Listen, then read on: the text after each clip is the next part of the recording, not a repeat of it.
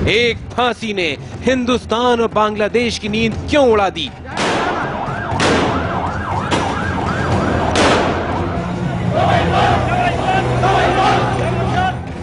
बयालीस साल बाद फिर क्यों सुलगने लगा बांग्लादेश?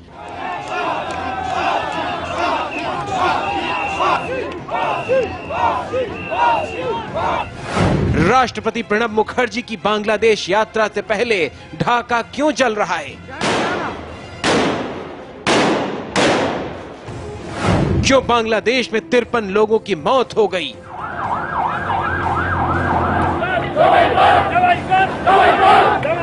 क्या 2013 में फिर से होगा 1971?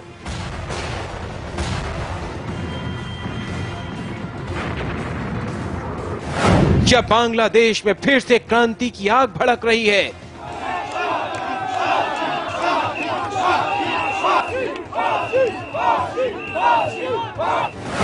क्या फिर से पाकिस्तान का जिन्न बांग्लादेश को बर्बाद करेगा?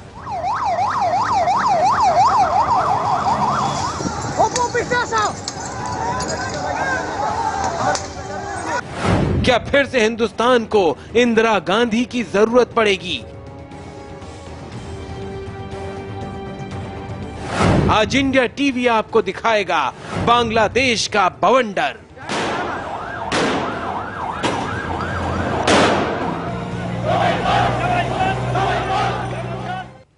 पिछले 3 दिनों से बांग्लादेश में हो रही हलचल ने भारत को चौकन्ना कर दिया है। 42 साल पहले पाकिस्तान और भारत के बीच 1971 का युद्ध हुआ था और वजह थी बांग्लादेश में हो रहे अत्याचार। एक बार फिर से बांग्लादेश में विरोध और विद्रोह के सुर फूट रहे हैं। इस बार मुद्दा है 1971 का युद्ध।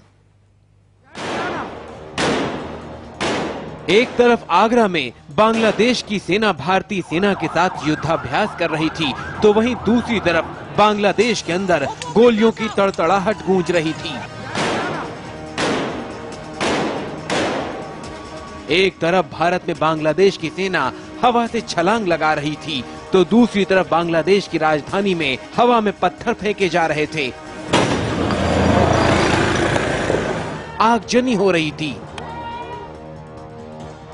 अपने पड़ोस की ऐसी हालत देखकर हिंदुस्तान हैरान है। भारत बांग्लादेश को मजबूत करना चाहता है, तो वहीं 42 साल बाद बांग्लादेश को फिर से अंदर से कमजोर करने की साजिश चल रही है।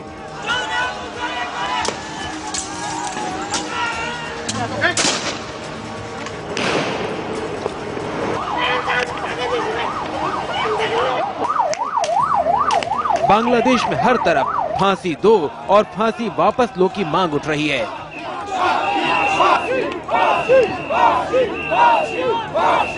ढाका में रैपिड एक्शन बटालियन मार्च कर रही है।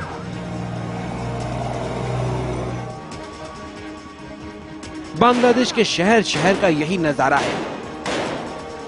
सिर्फ 3 दिन के अंदर बांग्लादेश में 53 लोग एक फांसी के फैसले पर मारे जा चुके हैं और सैकड़ों घायल हुए हैं। शहरों के अंदर लोग 2 गुटों में बंट गए हैं। एक भारत समर्थक वो गुट जिसने बांग्लादेश को बनाया, तो दूसरा पाकिस्तान समर्थक वो गुट जिसने बांग्लादेश को जलाया था। सुलग रहे बांग्लादेश के पीछे है ये चेहरा।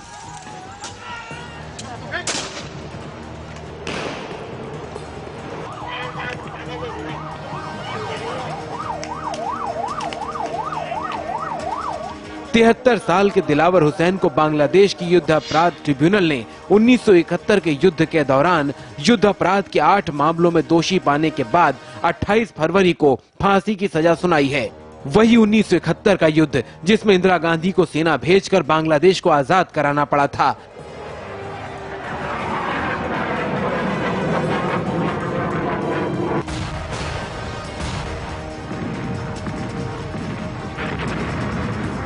इस फैसले के विरोध में जमात इस्लामी ने बांग्लादेश के शहर शहर में मारकाट शुरू कर दी। तोड़फोड़ और आगजनी अब भी जारी है। इसके साथ ही जमात इस्लामी ने विरोध में रविवार से 3 दिन के बंद का ऐलान भी कर दिया। ये वही जमात इस्लामी पार्टी है जिसने बांग्लादेश युद्ध के समय पाकिस्तानी सेना का समर्थन किया था। जमात पर इल्जाम है कि पाकिस्तान के साथ मिलकर युद्ध के दौरान 30 लाख बेगुनाह बांग्लादेशियों का कत्ल किया था। और 2 लाख महिलाओं के साथ बलात्कार में भी संगठन ने पाकिस्तानी सेना का साथ दिया था। यही वजह है कि अब भारत के कान खड़े हो गए हैं, क्योंकि बांग्लादेश अगर अस्थिर हुआ तो फिर पाकिस्तान समर्थक धड़ा सिर उठाकर बांग्लादेश को बर्बाद कर सकता है।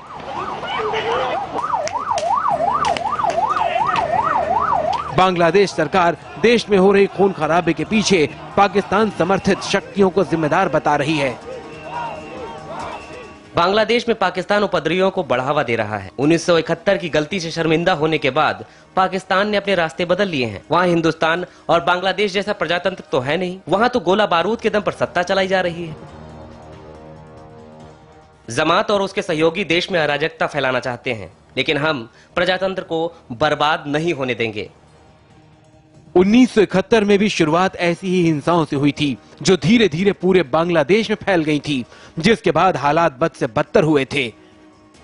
तो स्टेट फोर्स कैडर बेस बहुत ही स्ट्रांग कैडर बेस है आपने, इसीलिए हमें लगता है कि जब वो लोग हिंसा करते हैं, लेकिन आमतौर पे बांग्लादेश का पॉपुलेशन जमात को सपोर्ट नहीं करती है, इसीलिए वो हिंसा ज्यादा भड़काते हैं। जमात का वो रहा है कि उद्देश्य रहा है कि वो लोग हिंसा भड़का के एक टेरर क्रिएट करें।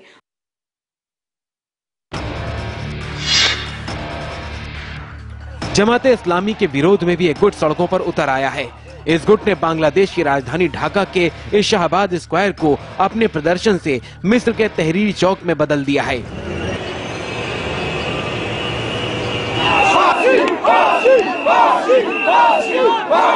प्रदर्शन कर रहे इस गुट ने शाहबाद चौराहे का नाम प्रोजन्म छतोर यानी नई पीढ़ी का चौराहा कर दिया है। ये गुट है बांग्लादेश के युवाओं का, नई पीढ़ी का और नई सोच का। ये वो गुट है जो 1971 के युद्ध के दौरान पाकिस्तान के कहर से आज भी गुस्से में है, जो मांग कर रहा है कि रजाकारों को फांसी दी जाए, देश से बाहर निकाल दिया जाए और मौत से कम इन्हें कोई सजा न दी जाए। लोगों का प्रेशर की वजह से हम देखते हैं ये वर्डिक्ट निकल के आया है, तो एक बहुत ही पॉजिटिव दिशा में जा रहा है।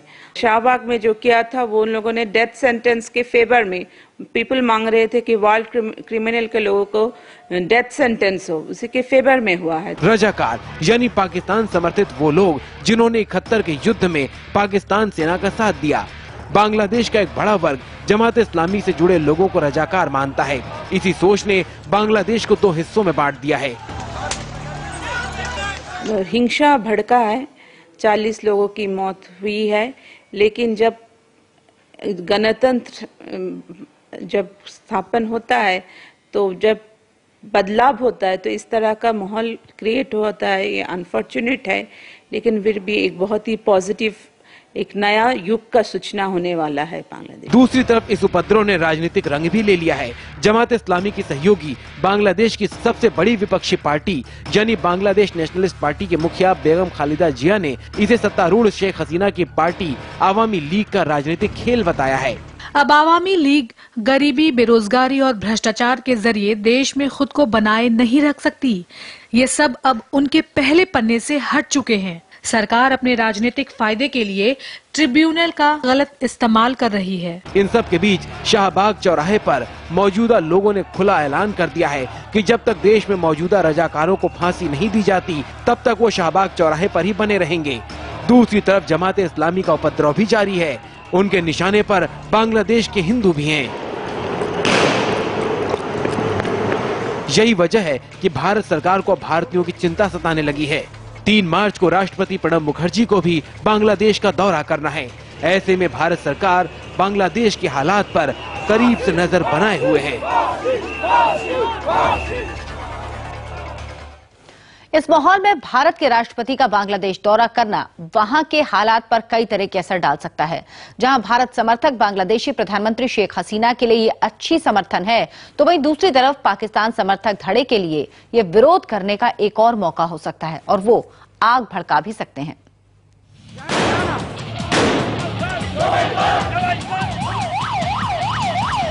बांग्लादेश में हो रही मारकाट और हिंसा से भारत अलग थलग नहीं है। बांग्लादेश में हो रही हर हरकत पर भारत की पैनी नजर बनी हुई है। क्योंकि राष्ट्रपति प्रणब मुखर्जी को कल यानी 3 मार्च को बांग्लादेश जाना है। बांग्लादेश में राष्ट्रपति को बांग्लादेश स्वतंत्रता संग्राम सम्मान से सम्मानित किए जाने के अलावा दूसरे भी कई कार्यक्रम हैं।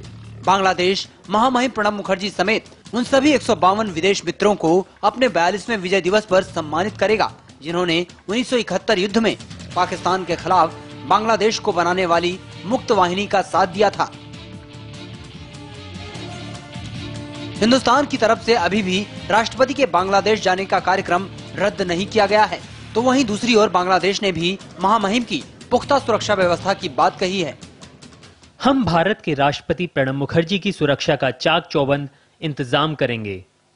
इस तरह की छिटपुट घटनाओं से उनकी सुरक्षा पर कोई असर नहीं पड़ेगा। जानकार भी ऐसे वक्त में प्रणब मुखर्जी की बांग्लादेश यात्रा को सही मान रहे हैं। ऐसे तो देखिए, ये जो हालत हुआ है ये बांग्लादेश का अंदरूनी मामला है, लेकिन अगर हम 1971 की बात करें, भारत का बांग्लादेश का स्वाधीनता युद्ध में भारत का एक बहुत महत्वपूर्ण योगदान रहा था, तभी हम लोग गए थे। और अगर प्रेसिडेंट नहीं जाते तो वो बहुत ही गलत मैसेज जाता जामात को, और जामात और भी ज़्यादा स्ट्रांग होता। लेकिन प्रेसिडेंट के जाना ये बहुत ही पॉजिटिव सिग्नल दे रहा है। आज भले ही प्रणब मुखर्जी देश के राष्ट्रपति हैं, लेकिन 1971 युद्ध के समय तत्कालीन प्रधानमंत्री इंदिरा गांधी की ओर से बांग्लादेश को मिले दुनिया भर के समर्थन में प्रणब मुखर्जी ने अग्रणी भूमिका निभाई थी। नाम जमात इस्लामी, गठन 1941, जगह ब्रिटिश भारत, जन्मदाता मौलाना मौदूदी। मौलाना मौदूदी ने जब इस पार्टी का गठन किया था उस वक्त इस पार्टी को आधुनिक इस्लामिक पार्टी के तौर पर जाना जाता था, जो प्रजातंत्र में यकीन रखने की बात करती थी। लेकिन बांग्लादेश की ये मौजूदा तस्वीरें जमात इस्लामी के यकीन को मुंह छुपाने के लिए काफी हैं। साल 1964, अपने गठन के 23 साल बाद जमात इस्लामी को पाकिस्तान में ही निशाना बनाया गया। पाकिस्तान के तत्कालीन राष्ट्रपति अयूब खान ने जमात इस्लामी पर उनके खिलाफ प्रदर्शन करने के आरोप में पाबंदी लगा दी थी, जिसे बाद में सुप्रीम कोर्ट ने हटा दिया। साल 1971, शेख मुजीबुर रहमान ने जमात इस्लामी को गैर कानूनी करार दे दिया था। जिस वक्त भारत की मदद से बांग्लादेश की मुक्ति वाहिनी पाकिस्तान के खिलाफ युद्ध लड़ रही थी, पूर्वी पाकिस्तान के अंदर मौजूद जमात इस्लामी के लोगों ने बंगला समर्थकों के बजाय पाकिस्तानी सेना का साथ दिया।